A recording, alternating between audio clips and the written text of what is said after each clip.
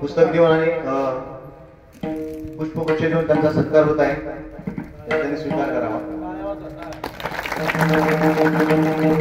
त्याचबरोबर आपल्या या अखंड वारकरी संप्रदायाच्या आणि हरिभक्त पारायणाच्या परंपरेचं आपण सर्व सदैव विविध कार्यक्रमाच्या निमित्तानं आयोजन करत असतो।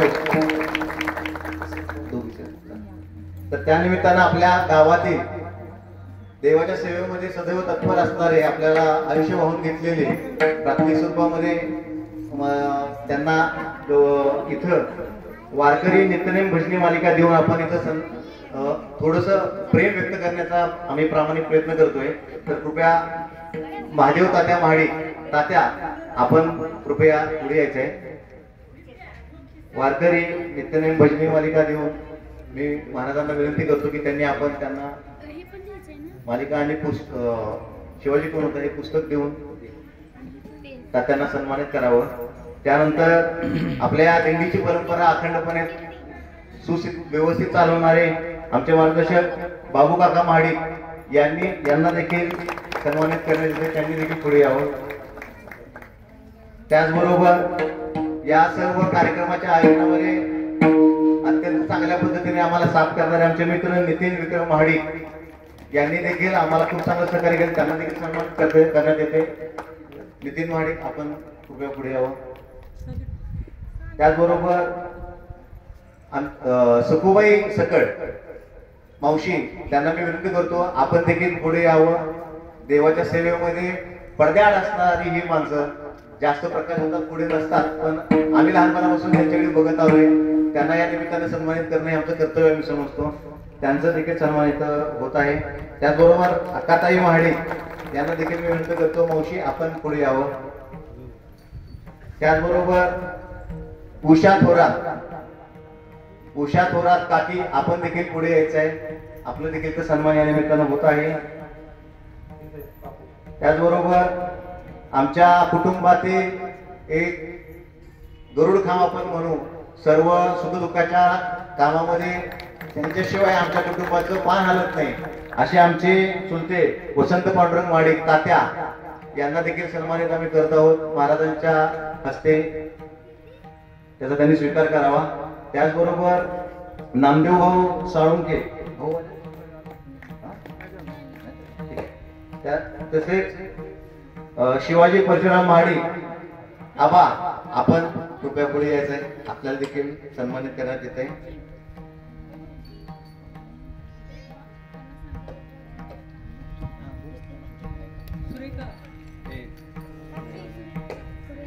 त्याचबरोबर सुरेखा काकी कमळापूरहून आम्हाला आशीर्वाद देण्यासाठी उपस्थित असलेल्या काकींना मी विनंती करतो आपण देखील इथे पुढे यायचंय। आणि नेहमी आम्हाला संत परंपरेच्या आणि दैनंदिन आचरणात कसं व्यवस्थित असावं यासाठी मार्गदर्शन करणारे आमचे जगन्नाथ सकट दादा यांना देखील आपण आज ते विण्याचा मान त्यांच्याकडे विनय करेल, त्यांना देखील आपण सन्मान करू। स्नेहा आपण पुढे यायचं। स्नेहा महाडिक इथं आहे, तिने 10वी मध्ये चांगले मार्क्स पाडून गावाचं नाव सन्मानित केले तिला।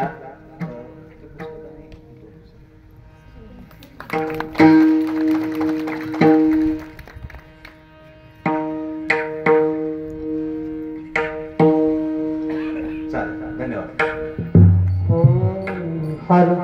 विठाला विठाला विठाला विठाला विठाला विठाला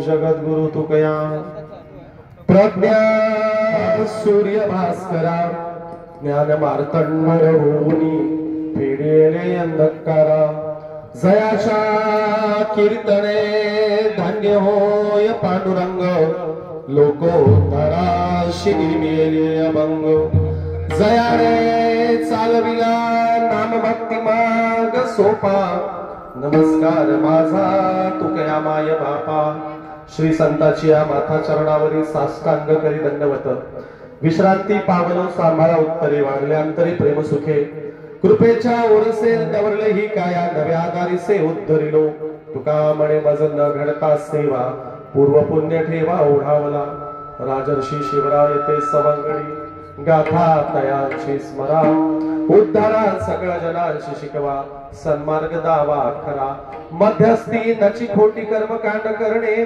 पूजा स्वतःही करा वर्षाचे निर्मना सकळ मंगळ स्मरण संतांच करा।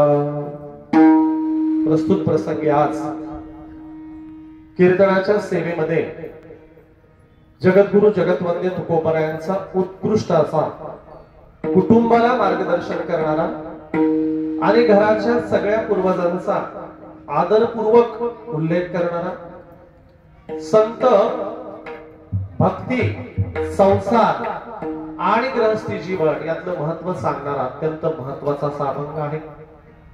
अभंग निर्मितीचे एक प्रयोजन आहे की संसारिक गृहस्थ लोक तुकोबरायांना येऊन विचारायचे की बाबा सगळं तुम्ही बाकीच्यांना मार्गदर्शन करता, गृहस्थी संसारिक जीवनातल्या लोकांचं काय? त्यासाठी तुकोबरायांनी संसारिक लोकांच्यासाठी काही अभंग लिहिले, त्यातला हा अत्यंत महत्वाचा अभंग आहे। अभंग आहे आपुल्या हिता जो असे जागता धन्य माता पिता तयांची कुळी कन्या पुत्र होती जे सात्विक तयाचा हरिक वाटे देवा।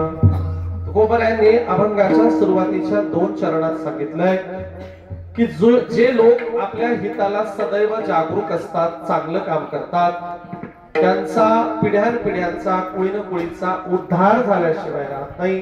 आणि म्हणून आपल्याला अभंगाच्या एकूण सगळ्या सेवेमध्ये या अभंगाचा भावार्थ आणि लक्षार्थ पाहायचा। आज एकूण ह्या सगळ्या जमलेल्या सेवेसाठी आलेल्या सगळ्या मंडळींचं मी स्वागत करतो। आणि कीर्तनाकडे जाण्याच्या अगोदर आज आपण ज्या औचित्याने एकत्रित जमलेलो आहोत ते औचित्य म्हणजे आपले महादेव बापू महाडिक ह्यांचा 71वा जन्मदिवस, ज्यांनी आयुष्यभर सगळा हा गोतावळा सांभाळला, सगळ्यांच्या संपर्कात राहिले, सगळ्यांना जीव लावला आणि असे आपले बापू आयुष्याच्या पुढच्या प्रवासाला निवृत्तीनंतर निघालेले आहेत आणि त्यांना शुभेच्छा देण्यासाठी आपण सगळे नातलग आलेले आहात। त्याबद्दल बापूंना त्यांच्या जन्मदिवसाच्या मी लक्ष शुभेच्छा देतो। बापूंच्या 105व्या वाढदिवसाची सेवा देखील मला द्यावी अशी बापूंकडे इच्छा व्यक्त करतो। बापूंच्या सगळ्या कुटुंबियांना देखील सगळ्यांना शुभेच्छा देतो, कारण मी आल्याला बघितलं बापूंना जीव लावणाऱ्या त्यांच्या बहिणी आहेत किंवा बापूंकडचे सगळे नातलग अगदी ठणठणीत, अगदी सुव्यवस्थित आहेत, असं निरोगी कुटुंब बघायला सुद्धा नशीब लागतं।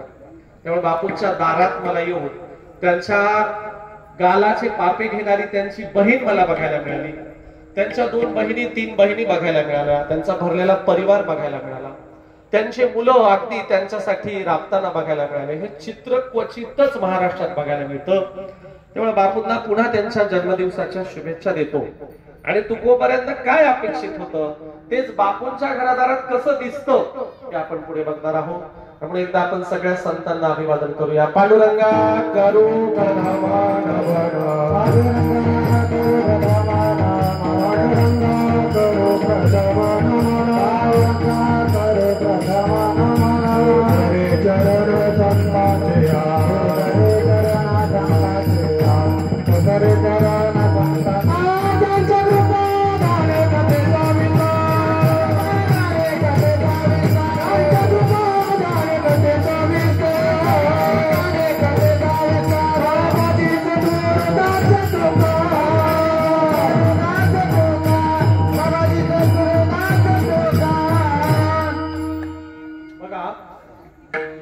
मध्ययुगीन भारताचा कालखंड आहे।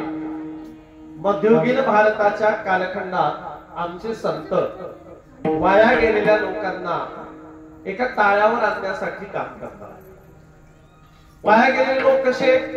नाना भक्ती पंथ महाराष्ट्रात वाढले, नाना चालीरीती परंपरा वाढल्या, लोकांना वाटेल तसं लोक करायला लागले। मग ही भक्ती खरी का ही भक्ती खरी हा मार्ग खरा का तो मार्ग खरा, याच्यामध्ये संत आणि गृहस्थी जीवनातले लोक विवंचनेत पडले. अशा वेळेला आपण ज्या दोन महान विभूतींचं आपण इथे हार घालून स्वागत केलंय, असे नामदेवराय आणि ज्ञानोबाराय पुढे आले आणि दोघांनी उत्तरेचा दौरा केला, सबंध भारत फिरले आणि नामदेवरायांनी भागवत भक्तीच्या धर्माचा पाया घातला. नामदेवराय म्हणाले, परतल्या श्रुती म्हणती नेती नेती, आम्हा गाता गीते सापडले, आम्हा सापडले वर्म, करू भागवत धर्म. आम्हाला आमचे वर्म सापडलंय आणि आता आम्ही आमचा धर्म भागवत धर्म करणार आहोत, अशी नामदेवरायांनी प्रतिज्ञा केली. हे नामदेवराय चंद्रभागेच्या वाळवंटात फिरत असताना त्यांना 100 कोटी अभंग निर्मितीचा संकल्प सुचला. तो कसा सुचला? नामदेवरायांनी बघितलं, चंद्रभागेच्या घाटावर रामायण महाभारत मुखोद्गत असणारे लोक आहेत. काय कमाल आहे, ज्यांना रामायण महाभारत मुखोद्गत आहे.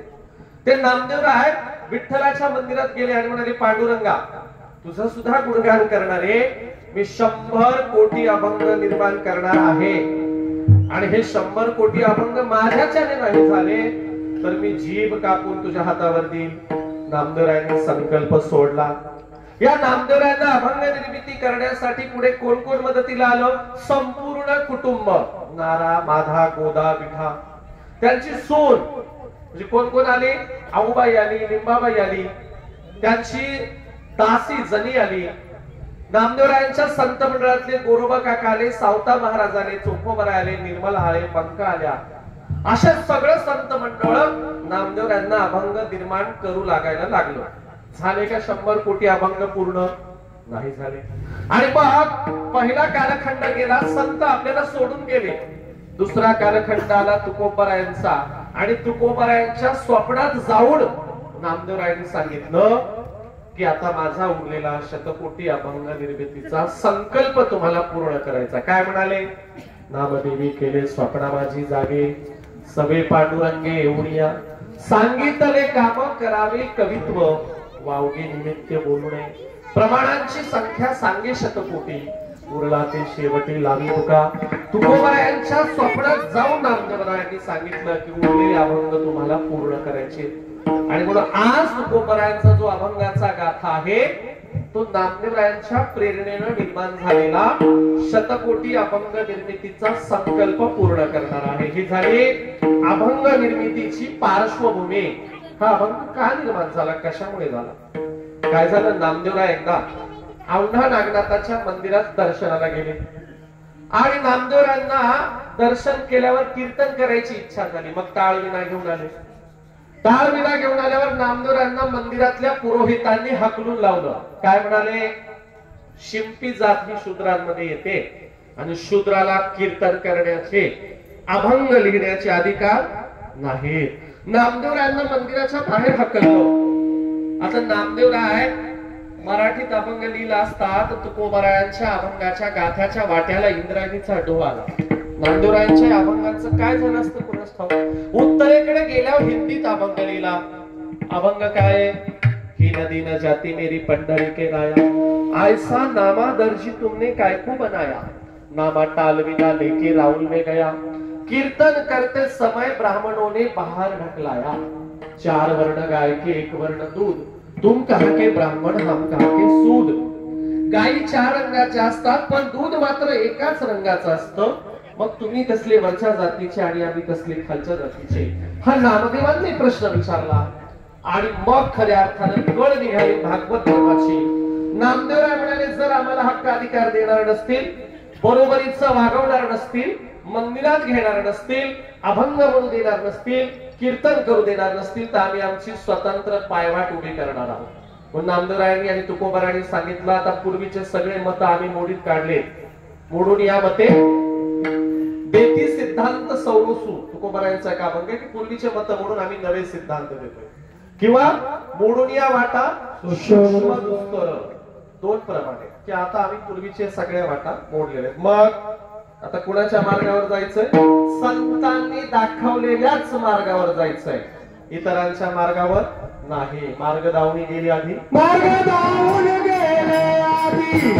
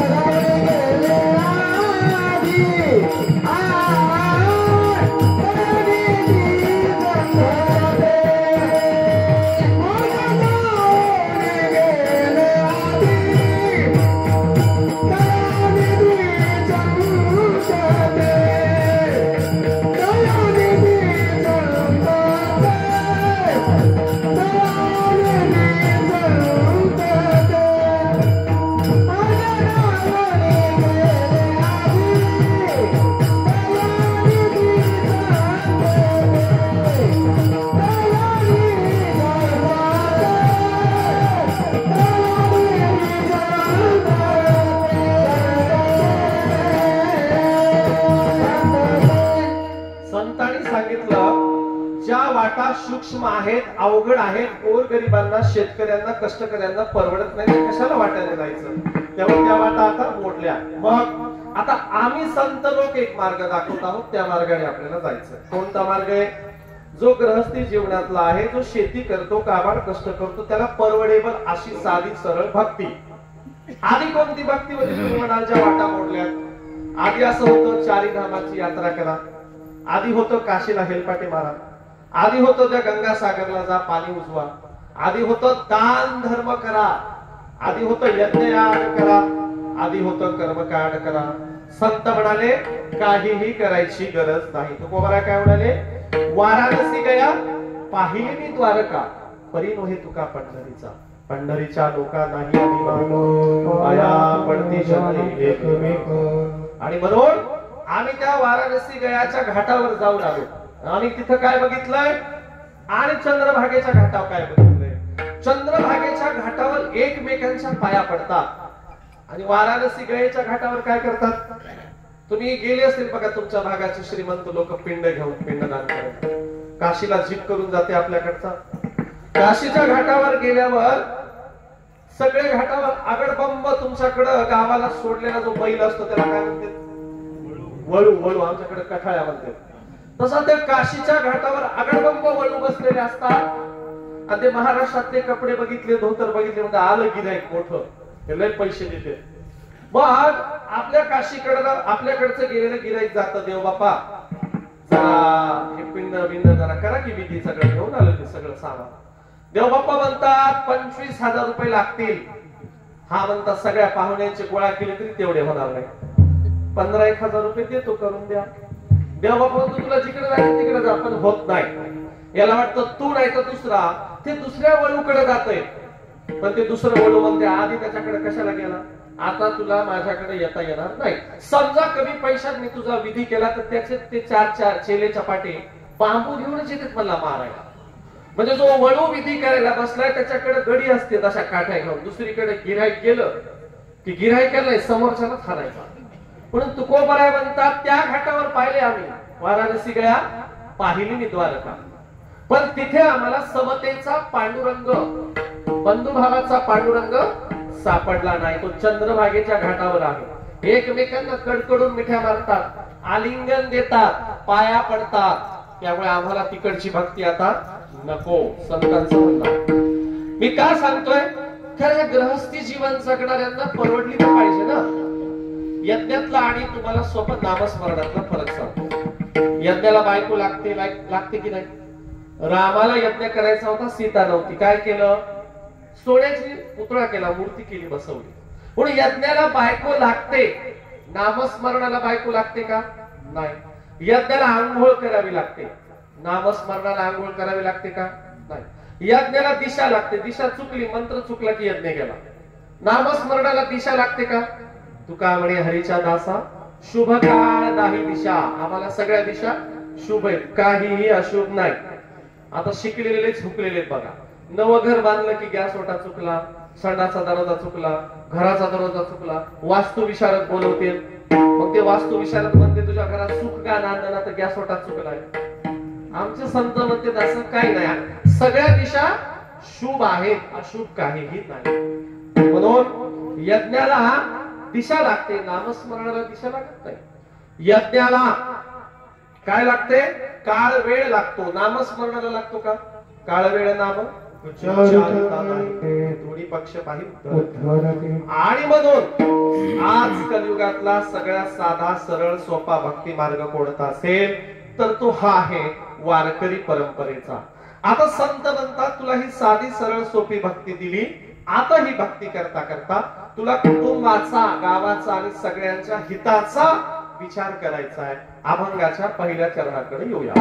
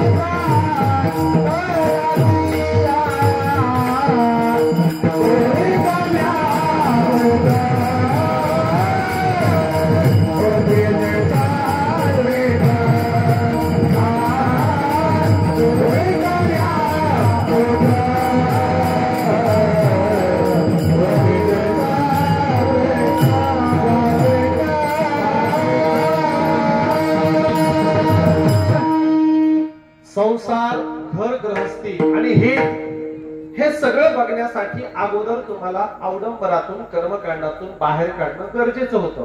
म्हणून संतांनी काढलं. संत म्हणाले कलियुगातला साधा सरळ सोपा भक्ती मार्ग तुम्हाला देतोय. हा भक्ती मार्ग घरी जाऊन तुम्हाला तुमची कामं करताना करता येईल. गोरोबा काकांना भक्ती मार्ग असा दिला की मडके घडवताना देखील ईश्वर भक्ती करता आली. चोखोबरायांना असा भक्ती मार्ग मिळाला, मेलेली ढोरं ओढताना सुद्धा भक्ती करता आली. संतांनी सांगितलं जा आपापल्या घरी जा आणि तुमच्या गृहस्थी जीवनात संसारात राहून ही भक्ती करा. काशीला जायची गरज नाही, कुठे तीर्थक्षेत्रांना जायची गरज नाही, काहीच नाही. आता यावर खूप प्रमाण आहे. कुठले कुठले प्रमाण आहे? संत सांगतात योग याग विधी सिद्धी वायाची उपाधी. अजून संत सांगतात की नलगती सायास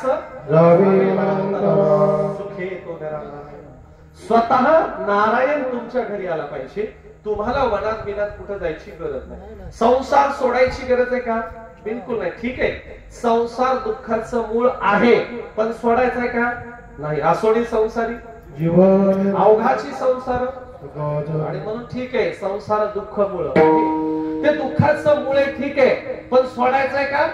इथे राहून सुखाचा करायचा, जो आमच्या बापूने आयुष्यभर सुखाचा संसार केला. आणि आता संत सांगतात कर्मकांडाच्या भक्तीतून बाहेर या, अनेकेश्वरवादाच्या भक्तीतून बाहेर या. अनेकेश्वरवादाची म्हणजे पंढरीची वारी आहे माझी घरी, आदिक न करी तीर्थ. इतर तीर्थक्षेत्रांची भक्ती न करता एकच भक्ती करायची पांडुरंगाची. तिथेही नाही जाता आलं तर ठाईचं बैसोडी एका जागी बसून करायची. आता हा साधा सरळ भक्ती मार्ग दिला. आता संसारासाठी काय, इतक्या मोठ्या तुम्हाला कर्मकांडातून संतांनी बाहेर काढलं. का काढलं? कारण त्या काळात काशीला गेलेला माणूस वापस येईल की नाही याची गॅरंटी नव्हती. अख्खं गाव रडत वेशीपर्यंत सोडायला जायचं. रस्त्याने जंगली श्वापद, तो पावसाळा, ती किचकी, जंगलाचा रस्ता, वापस येईल की गॅरंटी. संत म्हणले काय गरज आहे, तू असं काम कर की देव तुझ्या घरी आला पाहिजे. ऐसा कर घरावे राम और धंदा सब छोरही काम. देवच सगळा धंदा सोडून तुझ्या घरी आला पाहिजे. आणि म्हणून साधी सरळ सोपी भक्ती दिल्याच्या नंतर आता संत सांगतात, आता तुला कुटुंबात संसारात राहून हिताचा विचार करायचा. हिताचा. आता आजचं हित आणि त्यावेळेचं हित फरक आहे. आजचं हित म्हणजे काय, फक्त स्वतःचा विचार. आजचं हित म्हणजे काय, येऊ द्या सगळ्या, या मागल्या येऊ द्या, त्या दाराने येऊ द्या, या खिशात येऊ द्या, वरच्या खिशात. आजचं हित म्हणजे स्वतःचं हित. संतांचं हित कोणते? संत सांगतात संसारात राहून सोपी भक्ती दिली बाबा तुला, पण तुला हित आणि अहित कळलं पाहिजे. हित कोणतं आहे तर तुझ्या मुलाबाळांना तुला चांगले संस्कार व्हावेत असं वाटत असेल तर तू काय करायचं, जोडून या धन, जोडून या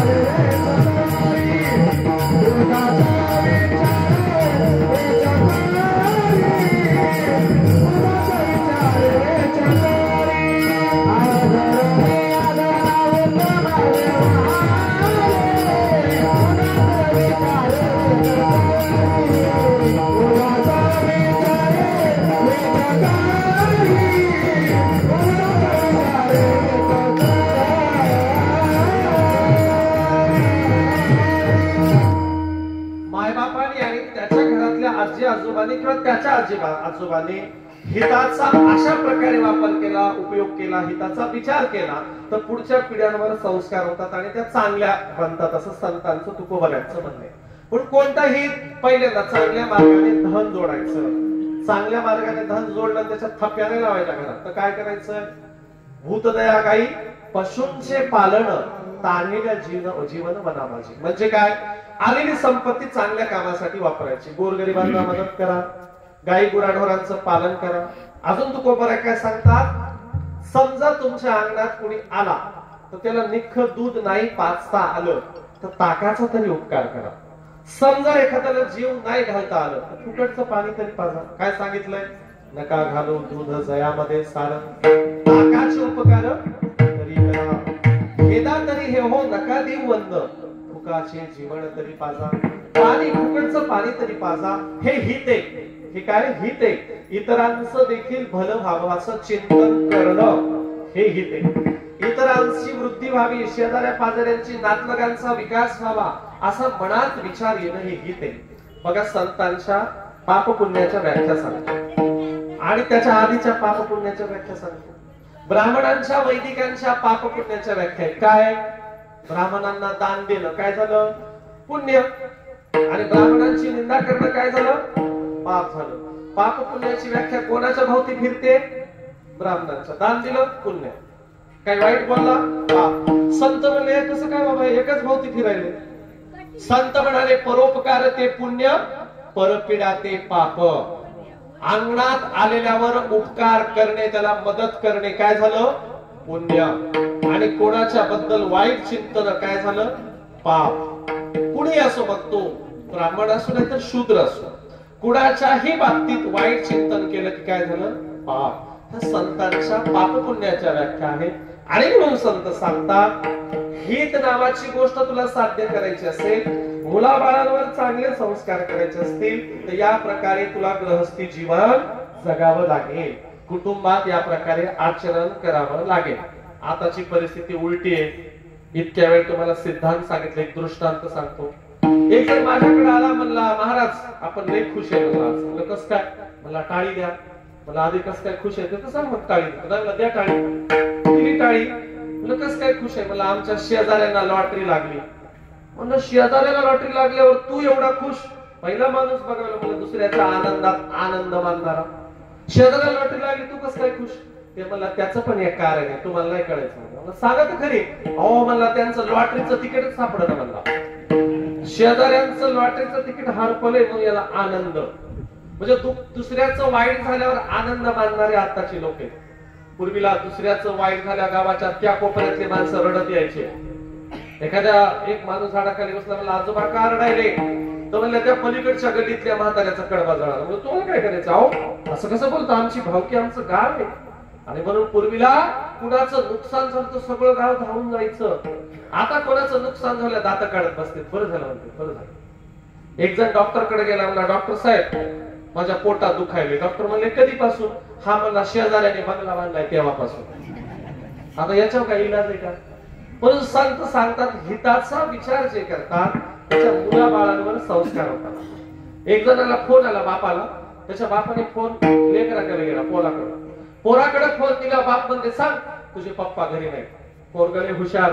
पोराने फोन उचलला आणि पोरग म्हणतो पप्पा म्हणले की पप्पा घरी नाही. पप्पा म्हणले की पप्पा घरी नाही. असं बापाचा संस्कार मुलावर होतो. म्हणून संत सांगतात ज्यांच्या घरात कुळी कन्या पुत्र सात्विक व्हावेत असे वाटतील त्याला हिताचा विचार करावा लागेल. अजून एक महत्वाची बाब आहे बघा.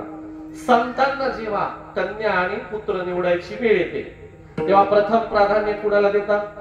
कन्येला. कुळी कन्या पुत्र होती जी सात्विक. आधी घरात काय जन्माला यावं? कन्या. असं वारकरी संत सांगतात. मी नाही. बरं पुढे असं अजून एक प्रमाण आहे. यारे यारे लहान थोडं त्या नारी. अगोदर नारी मग नर. म्हणून वारकरी परंपरा स्त्री आणि पुरुषांना बरोबरीचा दर्जा देणारी आहे.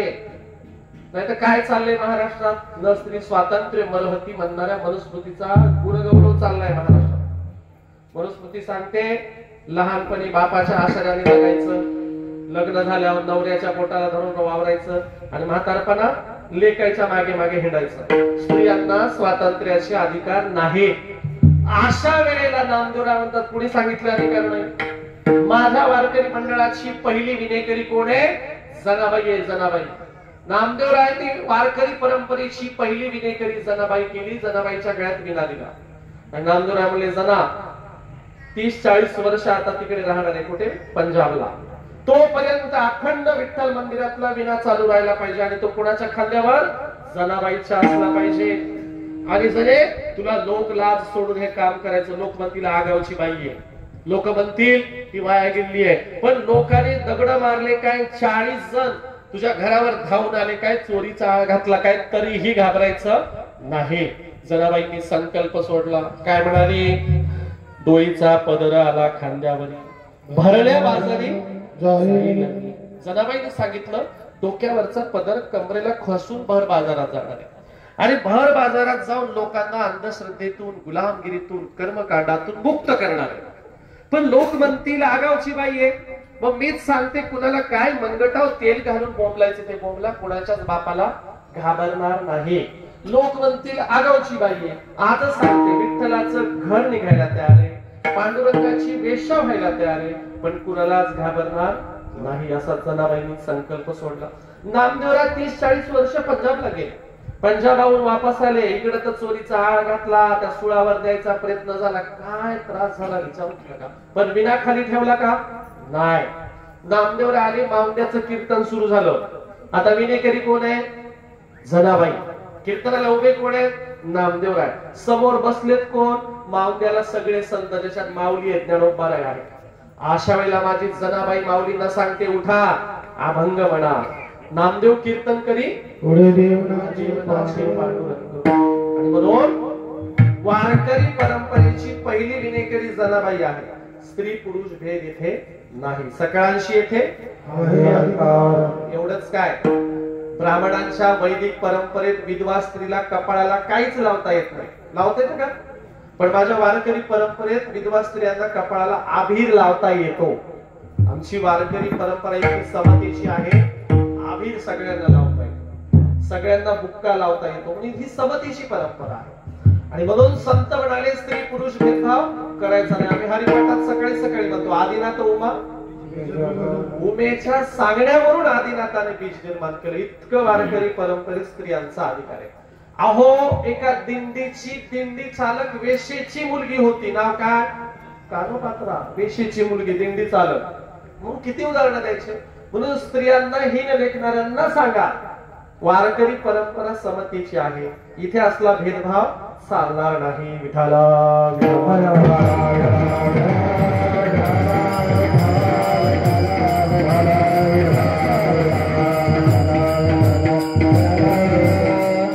हा ग्रहस्थी जीवन जगणाऱ्यांसाठी हितोपदेश आहे. हा हिताचा उपदेश. हित काय असतो? हित म्हणजे काय? नुसता माल सावडायचा म्हणजे हित नाही. हित म्हणजे जो सगळ्यांचा विचार करतो. तुकोबारायांनी बघा बरं, संसार केला, शेती केली, घर चालवलं, पण दुसऱ्याचा हिताचा विचार देखील केला. काय म्हणाले तुकोबाराय? म्हणाले की हे जे गरीब लोक आहेत त्यांचे पीडा मला बघवत नाही. न पाहावे डोळा ऐसा हा कांत, परपिडे चित्त दुखी होते. भीत नाही आता आपुल्या वर्णा, दुखी होता जना न देखवे. त्याला म्हणतात हे संसार करता करता लोकांचा विचार करणे, ह्याला हित म्हणतात. लोकांच्या अंत्यविधीला जो जातो, लोकांच्या लग्न कार्यात जो जातो, चलता फिरता कसं चाललंय, काय चाललंय विचारतो, कोणी आजारी असेल तर त्याच्या भेटीला जातो. हा काय झाला? हित असणारा, हित बाळगणारा माणूस झाला. आम्हाला अशी हित बाळगणारे माणसं पाहिजे, असं संतांचं म्हणणं आहे. आता या प्रकारचं जे जीवन जगतात त्यांच्या वाट्याला काय येतं बघू. तुम्हाला हिताच्या लय गोष्टी सांगू नका, त्यांचं काय होतंय ते तर सांगा. का मातीत गेला का बरबाद झाला? तुम्हाला सांगतो, ज्याने इतरांच्या हिताचा विचार केला त्याचं 100% भलं झाल्याशिवाय राहत नाही. दामाजी पंत तुमच्या जवळचं उदाहरण. दामाजी पंतांनी दुष्काळात हिताचा विचार केला की नाही? स्वतःच्या हिताचा का लोकांच्या? लोकांच्या हिताचा, स्वतःच्या नाही. हित दोन प्रकारचे, एक स्वतःचं, दुसरं इतरांचं. विठ्ठल संतांच्या दारात उभा राहतो, मागा म्हणतो, काय मागायचं ते मागा. संत म्हणतात तेव्हा मागू, पण आमच्या हिताचं नाही. कोणाचं? इतरांच्या हिताचं. काय म्हणते नामदेवराय? अकल्प आयुष्य माझी सगळा, म्हणजे स्वतःच हित आहे का? तुकोबारा काय म्हणतात की बाबा देणार असतील तर ते फक्त तुझं नाव कधी विसरू नये, तुझा विसर न व्हावा, असं तुकोबारा मागणी मागतात. म्हणून संत दुसऱ्यांच्या हिताचा विचार करतात. दामाजी पंतांच्या काळात मंगळवेढ्यात प्रचंड दुष्काळ पडला. अशा दुष्काळात सगळ्या मंगळवेढ्याची कोठारं मुक्त केली आणि दुसऱ्यांना हित होईल दुसऱ्याचं अशा प्रकारे वर्तन केलं. राजाने निमंत्रण पाठवलं. कथा तुम्हाला माहिती आहे. स्वतः विठ्ठल एका अस्पृश्याचं रूप घेऊन कुठे गेला? दामाजी पंतांच्या बदल्यात बिदर राजाच्या दरबारात गेला. दरबारात उभा राहिला. आता अंगाला त्या कमरेला इतकीच लंगोटी. राजा आणि दरबार हसायला लागला. हा कोणाला? तो म्हणला, हसू नका, दामाजी पंतांचं कर्ज फेडायला मी आलो. ते म्हणजे तुझ्याच अंगावर धड कपडा नाही, ईदभर लंगोटी, तू काय कर्ज फेडणार? राजा तुम्ही कर्ज सांगायचं, बाकी बोलायचं नाही. राजाने कर्जाच्या रकमा वाचायला लावल्या. इतकी पेव, इतकी गोदामं खुली केली, एवढं टन, एवढं क्विंटल धान्य वाटून टाकलंय. प्रचंड मोठं नुकसान झालंय. हे एवढे नुकसान भरपाई. आता कमरेला लंगोटच तीच भर. त्या लंगोटीत बोट घातला. असं बोट घातलं, एक बारीकसा बटवा काढला ज्याला 2 दोरे, असा दोरा काढला. टिचभर बटवा, असा दोरा काढला, असा उलटा फिरवायला सुरुवात केली. आता त्या बटव्यातून एक नाणं पडलं. सगळा दरबार हसायला लागला. बघा, हे कर्ज फेडणार. एक नाणं फेड पडलं. राजा हसायला लागला.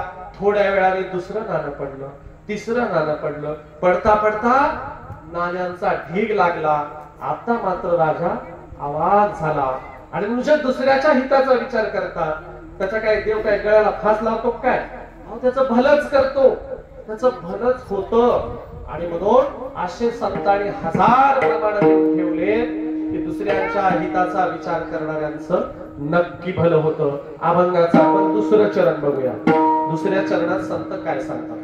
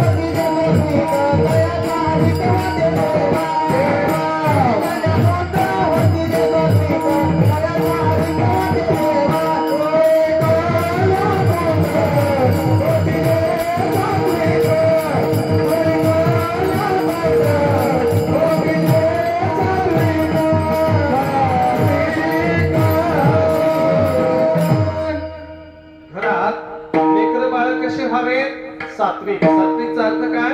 बापाचा चांगला वारसा पुढे चालवणारे. दोन उदाहरणं देतो तुम्हाला. जिजाऊ आणि शिवाजी महाराज. शिवाजी महाराज बालपणामध्ये आईच्या सोबत, जिजाऊंच्या सोबत तुकोबारायांचं कीर्तन ऐकायला जायचे. त्यामुळे शिवरायांचं तर भलं झालंच, पण संभाजी महाराज सुद्धा त्या संस्काराने प्रेरित झाले. देहूला गेले. जिजाऊ माहेरी गेलेल्या होत्या. जिजाऊंना परत आणलं. न्याय निवाडा केला. तुकोबारायांची बळकवलेली जमीन परत दिली. वारकरी परंपरेत तुकोबारायांची दिंडी सुरू करून दिली. दोन कीर्तनकारांना सिक्युरिटी दिली. सिक्युरिटी. कीर्तनकार जेव्हा कीर्तन करायला जात असेल तेव्हा त्याच्या मागे एक आणि पुढे एक असतो. तुमच्याकडे काय म्हणतात? चोपदार की भालदार? चोपदार. वारकरी परंपरेला जे दोन्हीकडून दोन चोपदार दिले ते संभाजी महाराजांनी दिले. आणि म्हणून कुणी कन्या पुत्र होतीशे सात्विक तयाचा हरिक वाटे देवा. असा जो बापच ज्याचा संस्कारी असतो, ज्याच्या घरात मायबापच इतके ग्रेट असतात, त्याचे लेकर सुद्धा तसेच ग्रेट होतात. आता मायबापच येडे रताळे असतील तर लेकर कोणते शहाणे होणार आहेत? एका घरी कार्यक्रमाला गेलो. कार्यक्रमाला गेल्यावर पोरगा आलं त्या सरपंचाचा कार्यक्रमाला. पोरगा आलं. म्हणलं कितवीत आहेस रे? सरपंच म्हणला मला काय माहित नाही. त्यालाच विचारा. म्हणलं सरपंचाला म्हणलं का लेकर तुमचं? तुमचं पोरग कितवीत माहित नाही. पोरगा म्हणला 5वीत आहे. म्हणलं 5वीत आहेस का? म्हणलं हो. म्हणजे एखादी कविता बन की रे. पोरगा म्हणला आटक मटक पप्पांना लागली दारूची चटक. काय म्हणला? आटक मटक पप्पांना लागली दारूची चटक. दारू काही सुटे ना आणि बेवडे पप्पा उठे ना. म्हणलं वा काय भारी पोरगे म्हणून संस्कार. बाप म्हणला पोराच्या काय कविता ऐकायला? मी स्टेजवर एक चांगली कविता सांगतो. म्हणजे कीर्तन सुरू व्हायच्या अगोदर सत्कार झाले. बाप म्हणला मी पण कवी आहे, कधी मध्ये कविता करतो. बापाने सुरू केलं काय? मला महाराज असलं हे जीवन जगण्यापेक्षा मेलं बरं आणि मरा वाटत नाही म्हणून जरा पेरिलं बरं. हर म्हणलं काय कविता आहे? पुढे म्हणला महाराज असलं हे जीवन जगण्यापेक्षा मेलेलं बरं, मरा वाटत नाही म्हणून जरा पेरिलं बरं. तिरडी माझी भरपूर सजवा पण त्यावर टाकायची फुलं जरा दारूत भिजवा. माझ्या अंतयात्रेत सगळे शुद्धीवर असावे, 4 खाल्ले कधीतरी जरा पेलेले दिसावे. पुढे म्हणाला बांध दो 2 बोतल कफन में कब्र में पिया करूंगा. अगर भगवान हिसाब मांगेगा जिंदगी का तो 2 पेग उसे भी दिया करूंगा. असा पेताड आहे. म्हणून ज्याच्या घरात असं वातावरण आहे त्याच्या घरात पुढचे वातावरण असंच असतं. ज्याच्या घरात जिजाऊ शिवाजी महाराज होतात त्याच्या घरात संभाजी महाराज जन्माला येतात. शूरवीर. अजून दुसरे एक उदाहरण सांगतो. चोखोबाराय आणि सोयराबाई सांप्रदायातले. चोखोबर आणि सोयराबाईंच्या भक्तीच्या संस्कारातून कोण घरात जन्माला आलं? कर्ममेळा जन्माला आला. आणि कर्ममेळाचं बाळांपण करायला, सोयराबाईंचं बाळांपण करायला कोण केलं? बघा, ज्याच्या मायबापाची भक्ती इतकी ग्रेट असते त्याच्या बाळांपणाला देवाला जायची वेळ येते. चोखोबाची बहीण ज्ञाना शारंगार, चोखोबाची बहीण ज्ञाना शारंगार, चोखोबाची बहीण ज्ञानाचा रंगार, चोखोबाची बहीण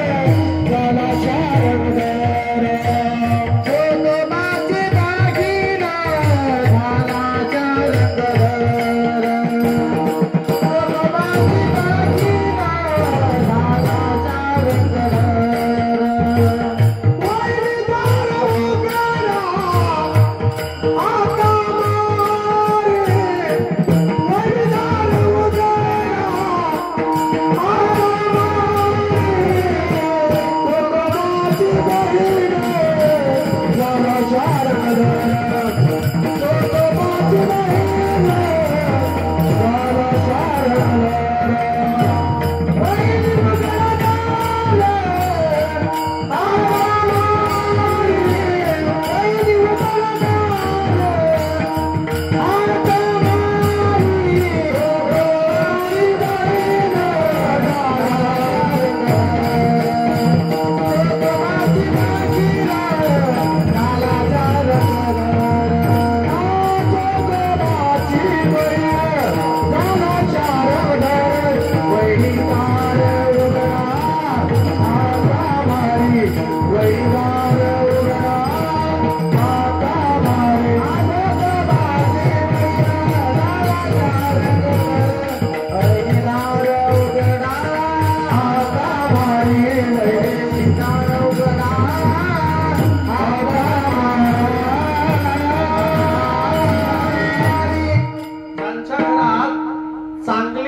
जन्माला येतात त्याच्याबद्दल देवाला सुद्धा हेवा वाटतो. हेवा तयाचा हरिक वाटे, देवाला पण वाटतो काय लेकरू जन्माला त्यांच्या घरात. महिलांच्यासाठी ती कथा सांगतो, त्याचं प्रमाण आता घेतलं. कुठली कथा आहे? एकदा चोखोबर आहे पंढरपूरला निघाले.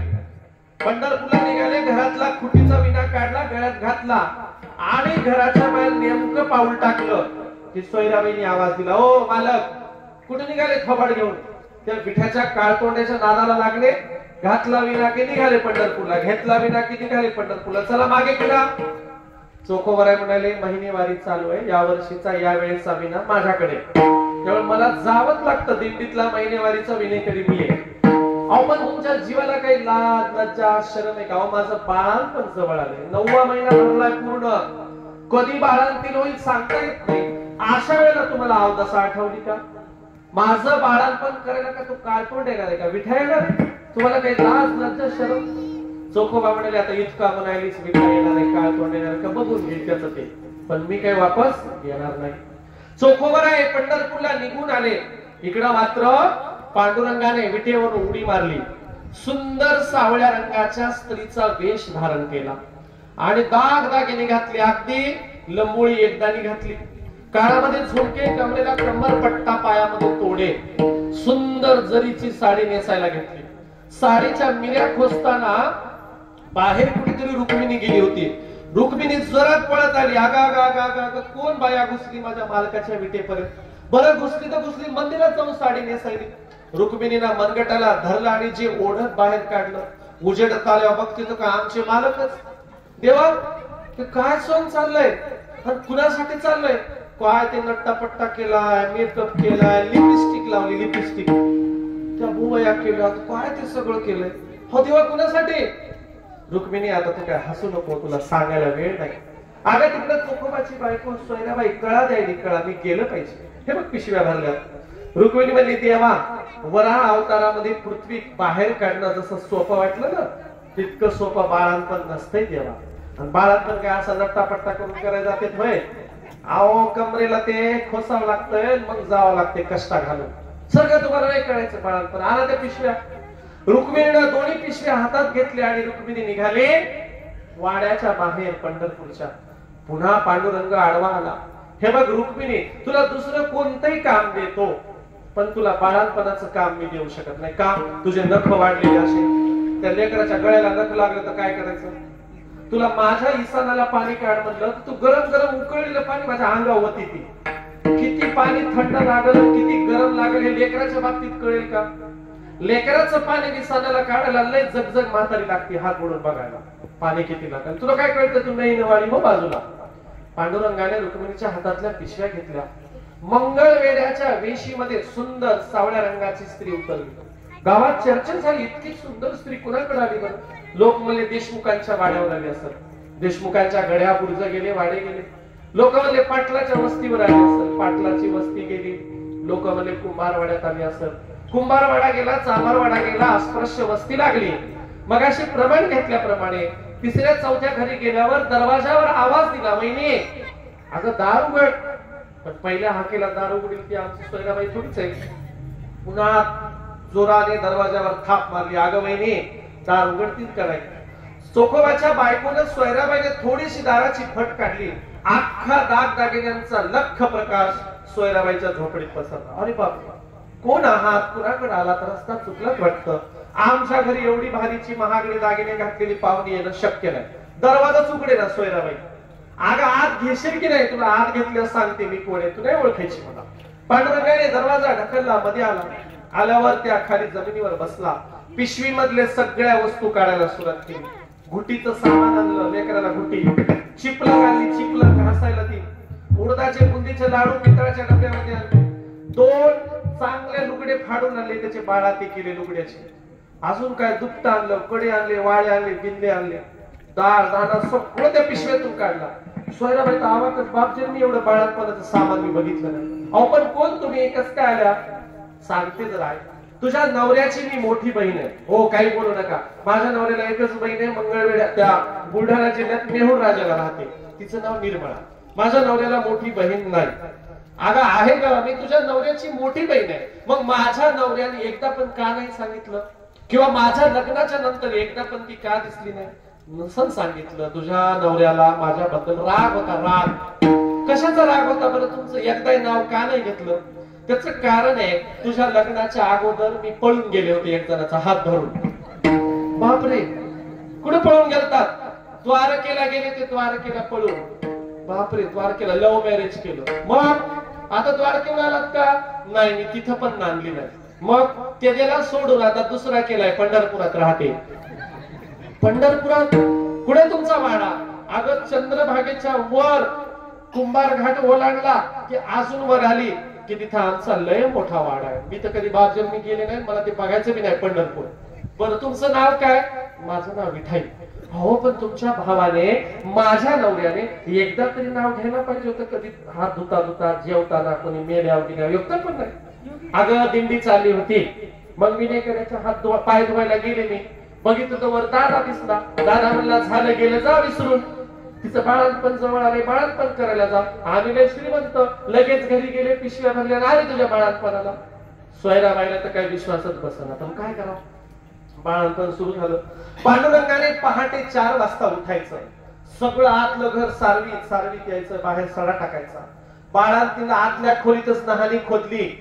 आतल्या खोलीतच बाज टाकली, बाजाखाली विस्तव ठेवला. विस्तव बाळांतीच्या उशाला विळा, कोयतं, खुरप ठेवलं आणि बाळांपण सुरू झालं. 3ऱ्या 4थ्या दिवशी सोयराबाईंच्या पोटाला हात लागताच बंका जन्माला आले. विठाला विठाला.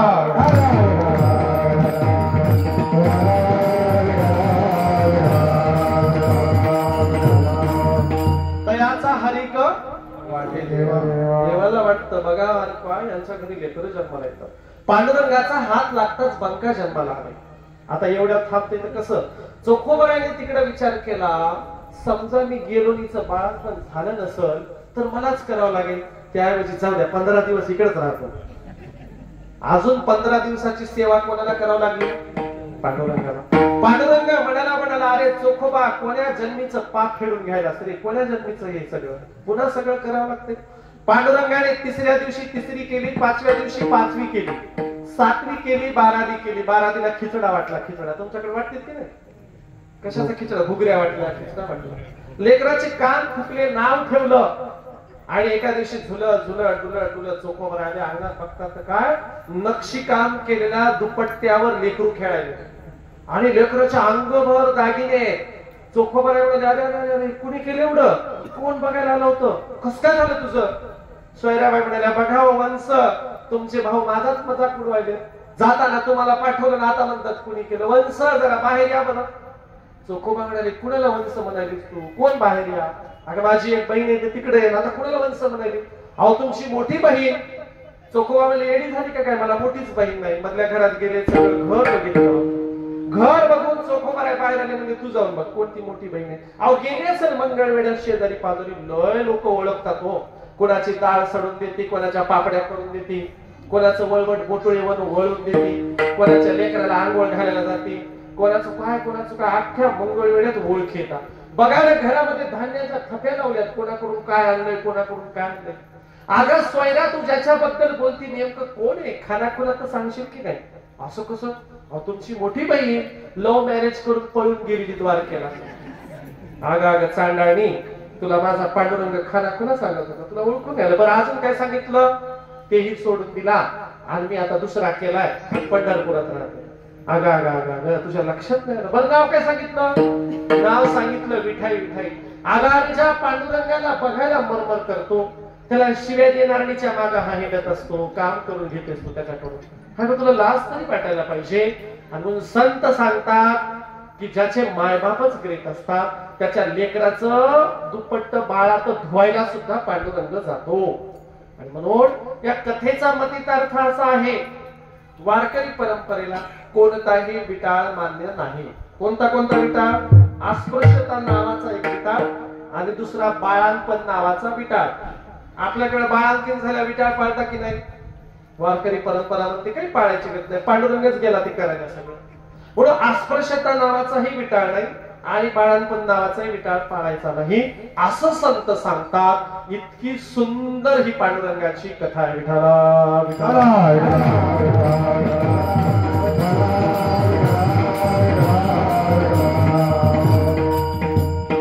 आपल्या घरात ती कथा सांगतो. आपलं कसं आहे, लोकांचे लेकर त्यांचे बघा, म्हणजे चोखोबाऱ्यांचे लेकर बघा, शिवाजी महाराज जिजाऊंचे लेकर बघा. आपले एका पोरीची माया धुणं धुवायला चालली होती. पोरगी अंगणात चोरी खेळू लागली.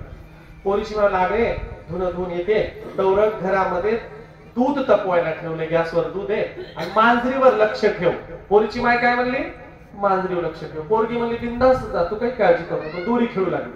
माय धुणं धुवून आले, धुणं धुतलं, कपडे वाळू घातले आणि स्वयंपाकघरात जाऊन बघते तर काय दूध कोणीतरी सांडलं. पोरीची माय म्हणली अगे दूध कुणी सांडलं? पोरगी म्हणली माझ्या स्वतःच्या डोळ्यांनी पाहिलं, कुत्रीनं सांडलं. मग पोरीची माय म्हणली आता तुझ्या डोळ्यांनी पाहिलं तर कुत्रीला का नाही हाणलंस? ती म्हणली माय खोटं नाही बोलायचं, पण जाताना तू म्हणली होती मांजरीवर लक्ष ठेव, एक पण मांजर येऊ दिलं नाही, पण तू कुठं म्हणली होती कुत्रीवर लक्ष ठेव. हे असे आपले लेकर, संतांचे लेकर, राजे महाराजांचे लेकर, हे आपले असे लेकर. एका पोराची माय म्हणाली जा रे दुकानात तेल आण. असं पळत गेलंय, अर्ध्यात गेलं, लक्षात आलं तेलाची काही बाटली शिशी काही आणलंच नाही. वापस आलं. माय बाटली दे की जग दे की. यानं पटकन जे खाली जग होता ते उचलला पळत गेला. अर्ध्यात लक्षात आलं म्हणून कोणतं तेल आणायचं, गोड तेल आणायचं का डोक्याला लावायचं तेल आणायचं. वापस आलं. माय म्हणली मेलेला काही कळत नाही, नुसतं तेल म्हणलं की पळालं. मग माय म्हणली डोक्याला लावायचं तेल आण. मग कॅन ठेवली आणि शिशी घेतली. अर्ध्यात गेलं, लक्षात आलं पैसे कुठं आणले, पुन्हा वापस आलं. माय पैसे कुठे दिलेस? माय म्हणजे जा तुझ्या बापाचं नाव सांग, उधारीवर मांडून ठेवायला सांग. असे आपले लेकर सांग कामी आहेत, सांगितलं तेवढंच करते. म्हणून कधी हरिक वाटेल देवाला जेव्हा मायबापासारखे लेकर ग्रेट निघतील, मायबापाचा वारसा पुढे चालवतील. आता तुकोबार अशा घराच्या पायावर नतमस्तक होईल सांगतात अभंगाचं तिसरं चरण. गीता भागवत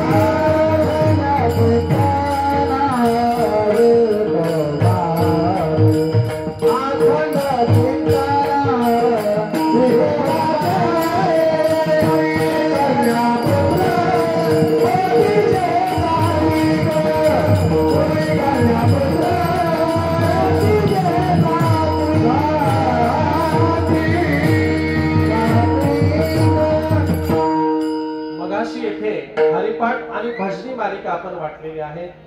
संतांनी ज्या गीता भागवताचं महत्व सांगितलं, त्या गीता आणि भागवताचा जो सार आहे, सार अंतरात्मा, एकूण आपल्या वारकरी परंपरेचा जो आत्मा आहे तो आहे हरिपाठ आणि आपली भजनी मालिका.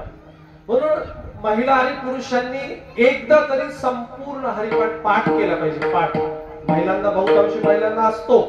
हरिपाठ पाठ करा, भजनी मालिकेचं वाचन करा, काकडा समजून घ्या, बघा तुमचा उद्धार झाल्याशिवाय राहणार नाही. म्हणून संत काय सांगतात, ज्याच्या घराला चांगली हिताची परंपरा आहे, ज्याचे मायबाप चांगले, ज्याचे लेकरं चांगले, त्याच्या घराने आता पुढे काय करावं, गीता भागवताचं श्रवण करावं आणि घरात अखंड चिंतन असावं. कशाचं? विठोबाचं. त्याच्या घराचं भलं झाल्याशिवाय, त्याचं घर पुढे गेल्याशिवाय राहणार नाही. म्हणून संसार करताना संसारात काय काय करायचं सांगताना संत सांगतात की घरामध्ये गीता भागवताचं श्रवण करा, विठ्ठलाचं चिंतन करा. या गीता भागवताचं श्रवण करण्यासाठी आपल्याला आधुनिक काळामध्ये सोपं काय दिले, हरिपाठ दिला. हरिपाठ म्हणणं सुद्धा गीता भागवताचं श्रवण करण्यासारखंच आहे.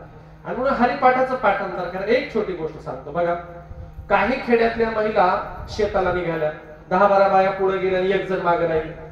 हिनं पटकन दुर्डी टोपलं, जे काही शेताला न्यायचं ते काढलं, त्याच्यामध्ये भाकरी टाकल्या, विळा कोयतं खुरपं टाकलं, डोक्यावर दुर्डी टोपलं काय ते घेतलं आणि पुढे गेलेल्या बायांना गाठायला घाई गडबडीत गावातून निघाली. बाया वेशीच्या बाहेर गेल्या. आता घाई गडबडीतून जाताना मारुती रायाचं मंदिर लागलं. आता हिला दुर्डी टोपलं खाली टेकवून मारुती रायाच्या मंदिरात दर्शनाला जायला वेळ आहे का? वेळच नाही. काय करावं? हिनं वर हात तसे ते टोपल्याला आणि खाली फक्त चपल मधून अर्ध्या टाचा बाहेर काढला, पूर्ण पाय सुद्धा काढले नाही, अर्ध्या टाचा काढल्या. हात दुर्डीला आहेत. आता नमस्कार करायला हात जोडायला रिकामे हात नाहीत. मग काय केलं?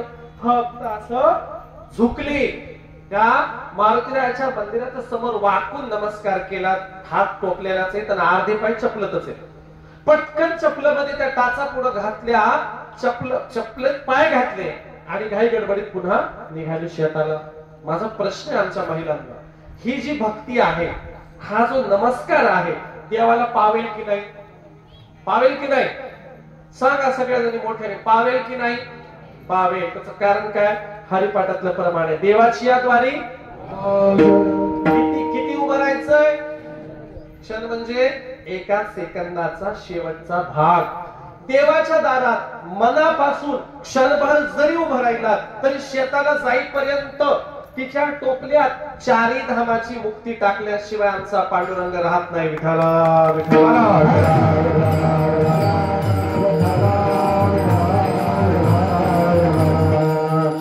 काशीला जायची गरज आहे का?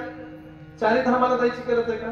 शेताला जाता जाता नमस्कार केला तरी चारी धामाची मुक्ती मिळते. तेने मुक्ती चारी धामाची मुक्ती मिळते. कशाने मिळते? देवाच्या दारात क्षणभर जरी उभं राहिला तरी. सांगताय कोण? हरिपाठ. आणि म्हणून हरिपाठ वाचा, हरिपाठ पाठ करा. हरिपाठ सगळं तुम्हाला सांगतो कशा प्रकारे भक्ती करायची.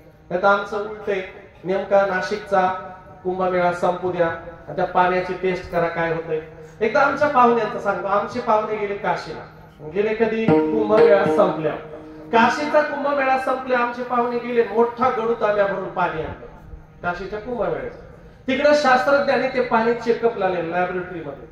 लॅबमध्ये पाणी नेलं, पाण्याचं चेकअप केलं, पेपरला बातमी आली काशीचा कुंभमेळा संपल्यानंतर त्या गंगेच्या घाटामध्ये जे साचलेलं पाणी आहे त्याच्यामध्ये 55% मूत्र सापडलं. मूत्र म्हणजे पाणी कमी आणि नागा साधूचा मूत जास्त.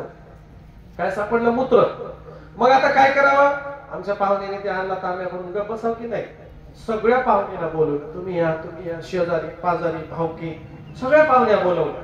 देवबापाला बोलवलं, मोठा कलश ठेवला, त्याचं पूजन झालं, त्याचं उद्दीपन झालं, त्याचे मंत्र म्हणले. आता तरी गप्प बसाव की नाही? त्याच्यात मोठा चमचा टाकला, लेकरांमध्ये वाटले या सगळ्यांना. सुरू झालं. आता म्हातारे कोतारे टाकलं पटकन केलं. लेकरले हुशार असते. एक जण मला, ए माय हे खारच लागायले की खरटच लागायले? माय बस मेल्या असं काही म्हणलं. एका पोरीनं हातावर घेऊन बघितलं, माय हे तर पिवळं जर दिसायले तर पाणी बी वाटत. असा कार्यक्रम आहे. संत सांगते चारी धामाची मुक्ती मनापासून देवाच्या दारात क्षणभर उभं राहिला तरी मिळते. चारी धामाला जायची गरज नाही. आमचं कसं आहे हो, यानं केलं की त्यानं, त्यानं केलं की त्यानं, एकूण एकाच बघून चाललाय कार्यक्रम. डोकं वापरायचं नाही, तर्क करायचा नाही, हरिपाठ वाचायचा नाही. ती भजनी मालिका काय सांगते बरं? ती भजनी मालिका काकडा काय सांगतो? आमच्या पांडुरंगाला उठवायला स्वर्गातले देव सुद्धा दाटी वाटीनं उभे असतात. वाळवंटापासून महाद्वारापर्यंत सगळे स्वर्गातले देव इथे येतात. आता आम्हाला स्वर्गाला जायचंय का स्वर्गातले देव इथे येतात? तुकोबा म्हणतात वैकुंठ कोपाट जुनाट झोपट. वैकुंठी नाही दही भात. वैकुंठात कीर्तन आहे का? वैकुंठात कार्याचं कीर्तन सुद्धा नाही. कशाला जायचं वैकुंठाला? उलट स्वर्गातले देव